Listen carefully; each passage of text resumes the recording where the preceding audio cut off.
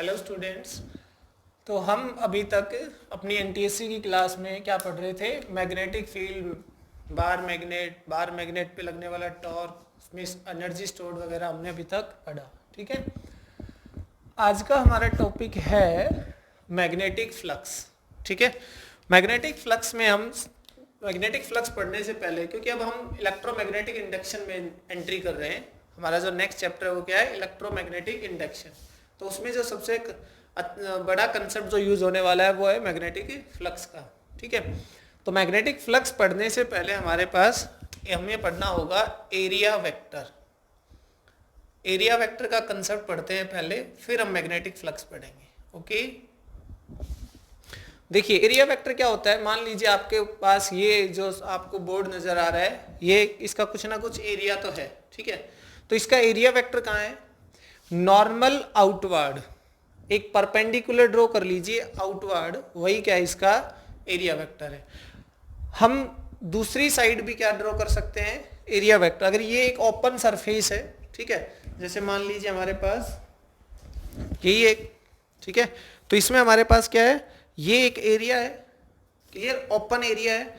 हम इस पे नॉर्मल आउटवर्ड ऐसे भी ड्रॉ कर सकते हैं और ऐसे भी ड्रॉ कर सकते हैं, दूसरी साइड भी, इस तरफ भी और इस तरफ भी।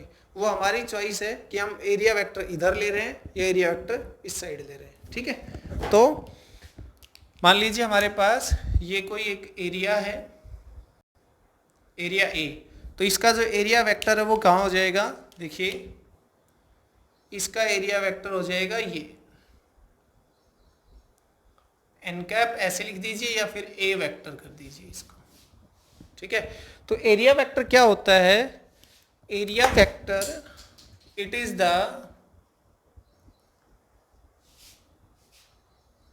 Outward normal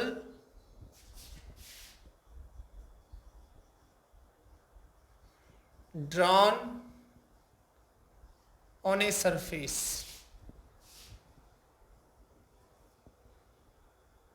is known as area vector।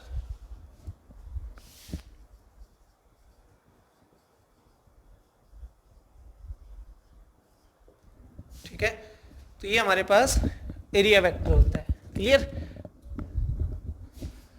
अब मान लीजिए कि कोई अगर ये एरिया वेक्टर दूसरी साइड ड्रॉ करना चाहे, तो ये इधर वाली साइड, इसका एरिया वेक्टर ये भी हो सकता है, डिपेंडिंग अपॉन अवर चॉइस। ये एक ओपन एरिया है, इसको क्या बोलते हैं? ओपन सरफेस या फिर ओपन एरिया। क्लियर? तो ये हमारे पास एरिया वेक्टर है। अगर हम देखें इसको कि मान लीजिए हमारे पास ये है कोई क्लोज्ड सरफेस, ये कोई क्यूब है हमारे पास, ठीक है, इसके कितने फेसेस हैं अलग अलग? इन सभी पे देखिए, अगर मैं इसका एरिया वेक्टर देखना चाहता हूं तो ऐसी सिचुएशन में एरिया वेक्टर हमेशा नॉर्मल आउटवर्ड होगा। जैसे मान लीजिए रूम है, इसमें इस वॉल का एरिया वेक्टर कहाँ होगा? अगर हम कंप्लीट रूम को कंसीडर कर रहे हैं तो इसका एरिया वेक्टर दूसरी तरफ आउटवर्ड। ठीक है, और जैसे कि ये, इसका एरिया वेक्टर कहाँ होगा? इस डायरेक्शन में, इसका नीचे, इसका इधर। समझ गए होंगे आप? तो क्लोज्ड सरफेस में एरिया वेक्टर हमेशा नॉर्मल आउटवर्ड होता है। ठीक है, मतलब अगर मैं इसका ये पूरा रूम कंसीडर कर रहा हूं तो इसका एरिया वेक्टर अंदर की तरफ नहीं ले सकता। ठीक है, वो आउटवर्ड बाहर की तरफ होगा और पॉजिटिव होगा हमेशा। ठीक है, अंदर की तरफ लिया तो वो क्या हो जाएगा? नेगेटिव हो जाएगा। ओपन सरफेसेस में हमारी चॉइस है, मान लो ये हमारे पास एरिया है, ठीक है, अब इसका एरिया वेक्टर मैं इधर भी ले सकता हूं और इसका एरिया वेक्टर मैं इधर भी ले सकता हूं, इस साइड भी। ए एन कैप लगाइए या ए वेक्टर लिखिए, एक ही बात होती है वो। ठीक है, तो ये हमारे पास क्या है? Area vector. अब एरिया है तो देखिए एक्चुअली हमारे पास एरिया, वैसे तो हमने अभी तक पढ़ा होगा क्या है? स्केलर होता है, लेकिन एक्चुअल में एरिया क्या होता है, एरिया वेक्टर ही होता है, ठीक है। जैसे अगर मैं कहूं कि ये मेरे पास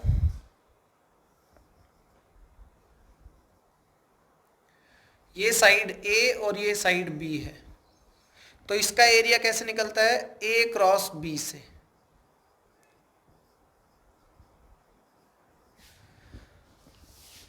ये एक पैरेललोग्राम टाइप आपको दिख रहा है, ये ए साइड, ये इसकी बी साइड है, तो इसका एरिया कैसे निकलेगा, ए क्रॉस बी।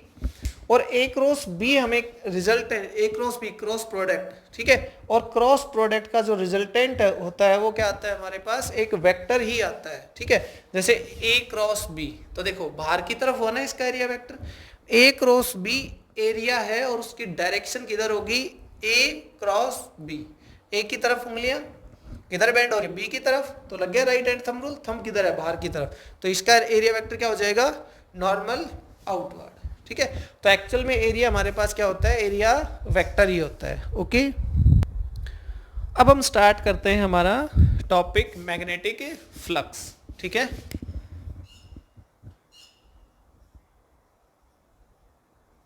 मैग्नेटिक फ्लक्स, ठीक है। मैग्नेटिक फ्लक्स क्या होता है, मान ये कहता है कि कोई मैग्नेटिक फील्ड एक्सटर्नल हमारे पास, और उसमें हमने कोई एरिया लिया, जैसे कि ये कोई भी हमने एरिया ले लिया, और मैग्नेटिक फील्ड मान लो इस तरफ है ऐसे, ठीक है। हमने ये एरिया होल्ड किया यहाँ पे, तो मैग्नेटिक फ्लक्स क्या होगा, through this area, magnetic flux through this area is the number of magnetic field lines, count of number of magnetic field lines passing this area normally। अगर कोई फील्ड लाइन ऐसे जा रही है तो इसका मतलब वो एरिया के नॉर्मल है, अगर ये एरिया ऐसे हो गया तो अब ये इसके नॉर्मल नहीं है, क्लियर बात। तो इस एरिया से कितनी number of field lines normally pass हो गई, means parallel to area vector. देखिए इस एरिया का एरिया वेक्टर कहाँ होगा, इसका एरिया वेक्टर होगा इधर, मैंने इधर लिया, आप इधर ले सकते थे, डजेंट मैटर, ठीक है। तो ये मैंने लिया एरिया वेक्टर इधर, तो मैग्नेटिक फील्ड लाइंस ऐसे पास हो रही हैं, तो पैरेलल टू एरिया वेक्टर हो गई ना, या यूं कहें नॉर्मल टू एरिया, क्लियर। तो जितनी नंबर ऑफ फील्ड लाइंस इसके अंदर से पास होंगी उसी को हम क्या कहते हैं, मैग्नेटिक फ्लक्स कहते हैं, ठीक है। तो magnetic flux is the count of magnetic flux is the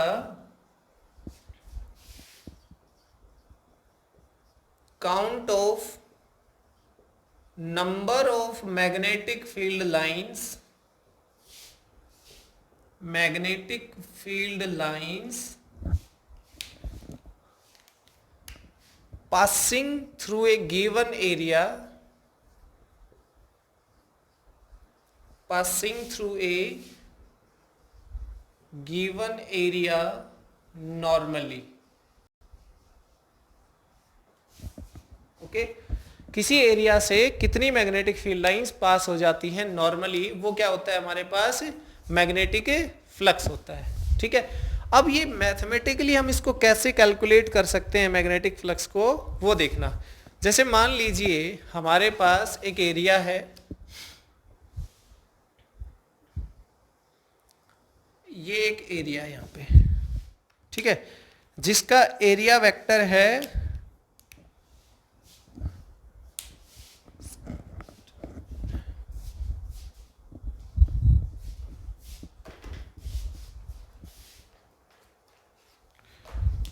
देखिए ये इसका एरिया वेक्टर है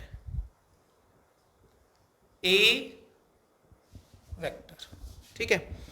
और कुछ फील्ड लाइंस हैं, मींस ये कहाँ रखा है, एक एक्सटर्नल मैग्नेटिक फील्ड में, जो मैग्नेटिक फील्ड यूनिफॉर्म है, ऐसे ये मैग्नेटिक फील्ड लाइंस है यहाँ पे,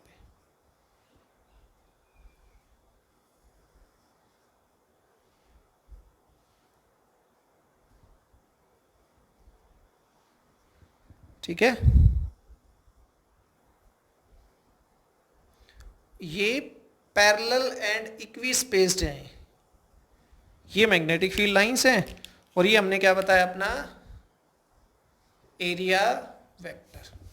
ये बी मैग्नेटिक फील्ड है यहां पे, यूनिफॉर्म मैग्नेटिक फील्ड। ये जितना भी मैग्नेटिक फील्ड यहां पे है वो क्या है हमारे पास, यूनिफॉर्म है। मान लीजिए ऐसे ही यहां पे, ठीक है। और अभी अभी हमने एक एग्जांपल देखा था इस तरह से, देखिए मैग्नेटिक फील्ड, ये जो ग्रीन लाइन है ये मैग्नेटिक फील्ड है, और ये जो एरिया हमारा ये ऐसे होल्ड है, ठीक है। और एरिया वेक्टर कहाँ हो जाएगा हमारे पास, ये रेड वाला हमारे पास क्या है, एरिया वेक्टर है, ये वाला, ठीक है। अब देखें तो मैग्नेटिक फील्ड और एरिया वेक्टर में कितना एंगल है, 0 डिग्री। इसका मतलब है कि जो फील्ड लाइंस वो कैसे पास हो रही है, normal to this area vector, ऐसे पास हो रही है ना। तो जो मैग्नेटिक फ्लक्स हो जाएगा, मैग्नेटिक फ्लक्स, उसको हम डिनोट करते हैं फाई बी से। ये सिंबल होता है इसका मैग्नेटिक फ्लक्स का, फाई बी, ठीक है। वो हो जाएगा हमारे पास जो मैग्नेटिक फील्ड है वो इनटू एरिया। मैग्नेटिक फील्ड कितना है, बी, यूनिफॉर्म है, एरिया कितना है, ए है, और वो जो एरिया है उस एरिया के नॉर्मली पास हो रही है मैग्नेट, मींस ये कह सकते हैं एरिया वेक्टर के पैरेलल हैं क्या, मैग्नेटिक फील्ड लाइंस, ठीक है। तो ऐसे में हमारे पास फाई बी आ गया, means magnetic field into that area. But इसको डायरेक्ट मल्टीप्लाई, ये देखिए इसमें ऐसा लिखेंगे हम, बी इज पैरेलल टू ए। अगर ये सिचुएशन है तो ऐसा हम कर सकते हैं, अगर मैग्नेटिक फील्ड और एरिया वेक्टर दोनों पैरेलल हैं, अगर उनमें एंगल 0 डिग्री है तो हम उसको b इंटू ए कर सकते हैं, ठीक है। अब यहां से देखिए इसकी यूनिट क्या हो जाएगी, SI unit of magnetic flux, magnetic flux, ठीक है। तो SI unit of magnetic flux यहां से होती है, उसको हम कहते हैं वेबर, WB, ठीक है। वेबर किसको कहा गया है, यहां से देखिए, अगर ये मैग्नेटिक फ्लक्स की यूनिट वेबर है तो इधर वाली साइड देखिए मैग्नेटिक फील्ड की यूनिट क्या होती है, टेस्ला, एरिया की यूनिट क्या होती है, मीटर स्क्वायर। इसका मतलब है कि टेस्ला मीटर स्क्वायर को क्या कहा गया है, वेबर कहा गया है। टेस्ला मीटर स्क्वायर को क्या कहा गया है, वेबर कहा गया है, ठीक है। और अगर हम इसको देखें तो याद करिए कि टेस्ला हमारे पास मैग्नेटिक फील्ड की यूनिट होती है ना, तो फिर टेस्ला किसके बराबर हो गया, वेबर पर मीटर स्क्वायर के। तो हम इसको क्या लिख सकते हैं, देखिए हम टेस्ला को वेबर पर मीटर स्क्वायर भी लिख सकते हैं, और ये जो वेबर पर मीटर स्क्वायर है इसको फ्लक्स डेंसिटी भी बोला जाता है। फ्लक्स डेंसिटी मींस अगर किसी जगह पे आपको लिखा मिले कि magnetic flux density is this, magnetic flux density का मतलब वो मैग्नेटिक फील्ड की बात कर रहा है, उसकी यूनिट आपको क्या मिलेगी, वेबर पर मीटर स्क्वायर, मींस टेस्ला। देखिए तो वेबर किसको कहा गया, टेस्ला मीटर स्क्वायर को, तो टेस्ला क्या हो जाएगा, वेबर पर मीटर स्क्वायर हो जाएगा, ठीक है। तो ये हमारे पास क्या है, मैग्नेटिक फ्लक्स और उसकी यूनिट। अब बात आती है कि ये सिचुएशन जरूरी थोड़ी है कि ऐसे ही रहे, ये एरिया जरूरी नहीं है कि हमेशा ऐसे ही मिलेगा आपको। फील्ड ऐसे है, एरिया ऐसे है, तो b इंटू ए कर दिया, फील्ड हमारा कांस्टेंट है b, एरिया इसका ए मल्टीप्लाई कर दिया, ठीक है। लेकिन किसी सिचुएशन में एरिया ऐसे हो जाए और फील्ड ऐसे ही अभी भी, लेकिन अब ये नॉर्मल तो नहीं है ना इसके, तो उस सिचुएशन में हम मैग्नेटिक फ्लक्स कैसे कैलकुलेट करेंगे, ठीक है। तो देखिए